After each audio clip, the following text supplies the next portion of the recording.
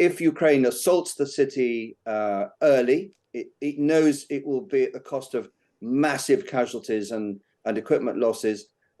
So it's much more likely that they will try and strangle the city until the Russian defenders are much weaker. Kherson is a port city in Ukraine with a population of 250,000.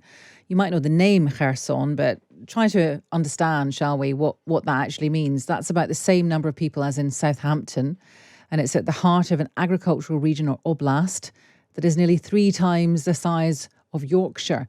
This is the area that is now the scene of a fight back by Ukraine against Russian invaders. Will it be successful? Let's talk to Sir Richard Barrons, former commander of the UK's Joint Forces Command. Good morning to you. Good morning. There are, of course, limits, as we found throughout this conflict, to what we know is happening there. But what's your understanding of what's happening there, and who's got the upper hand at this point? So I think what we know is that, first of all, the Ukraine has decided to make a counterattack into Kherson, and it's doing it for sound military reasons. This is a very important town to the future of Ukraine, and a very important area with its link to both the Black Sea coast and the Dnieper River. But there's a very important political message behind this attack, which is to the Ukrainian people, that to say, we can win this war. So we know it's hard, and it's been hard, but we need to stick with it. And most of all, it's a message to Ukraine supporters in the West, which is this war won't go on forever, but we can only win it with your help. And we know the winter's coming, and the winter will be hard.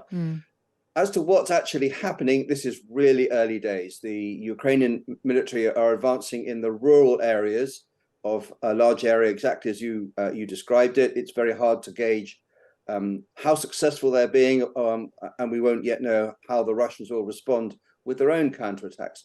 The other thing the Ukrainian military are doing is isolating the city of Kherson by firing at the bridges that connect it to Crimea, essentially. That's having the effect of strangling the Russian military effort, but not fatally so yet. And we need to recognize the point of decision here is the city of Kherson, this city the size of Southampton. And if Ukraine assaults the city early, it knows it will be at the cost of massive casualties and equipment losses. So it's much more likely that they will try and strangle the city until the Russian defenders are much weaker, which means that we won't know the outcome of this really for a very long time, maybe not even until next year. Goodness me. And who has the capacity and stamina to keep going? I mean, you know, throughout this, the common thread has been that the more likely of the two actually to not give up, but to be depleted seems to be the Russians with their aging equipment. So this is a very good question. Right now, both parties to this war are essentially not exhausted, but running out of steam. Russia is really short of manpower. It's creating a new organization called the Third Army Corps with new people. It's equipping it with a lot of new equipment, and that corps will start to appear on the battlefield in the next few weeks, whether it's in the Donbass or in the south around Kherson.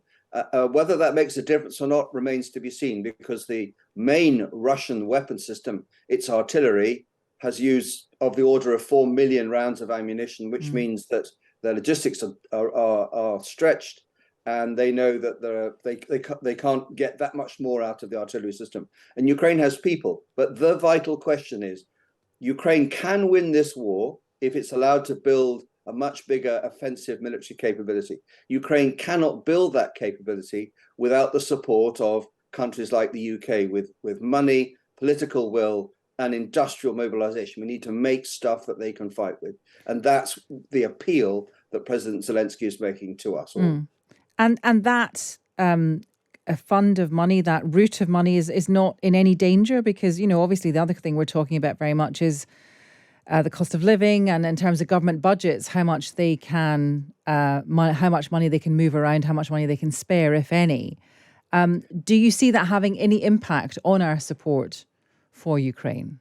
So this is the Ukrainian great fear, is that as we come into the winter and the cost of living crisis bites, that we want to spend all our money on ourselves. And President Zelensky is saying it's going to cost $5 to $6 billion a month to fight this war. The international community, the West essentially, supplied about $30 billion worth of military aid so far. So these are quite big sums, but there's a big paradox here. Russia is taking somewhere between $1 and $2 billion a day from the people who buy its gas and oil, which includes many countries in the West. So we're actually giving more money to Russia than we are to Ukraine. And we need to recognize that this war in Ukraine is our war too. This is about our values, our security, our future prosperity. So this is a price that essentially we are going to have to pay.